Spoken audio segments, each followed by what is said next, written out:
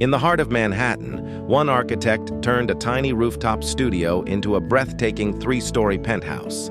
This is Alex Moreno's story. Years ago, Alex imagined lifting a small trailer onto a Manhattan rooftop with a helicopter. A fantasy, yes, but it captured the dream of living above the city. In the late 1980s, he scouted rooftops all over Manhattan, searching for the perfect view, light, and space to build his dream home. Finally, he found a modest top-floor apartment in Manhattan. Small, overpriced, but full of potential for a rooftop transformation. After years of negotiation, Alex secured the unit and the development rights, setting the stage for a unique penthouse design. With almost no budget, Alex lived in the tiny studio, enjoying meals on the rooftop terrace while dreaming of what could be.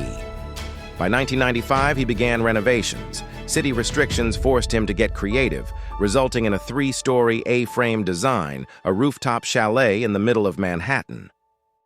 The new penthouse included dormers, multiple bedrooms, and a rooftop terrace where Alex hosted friends and family.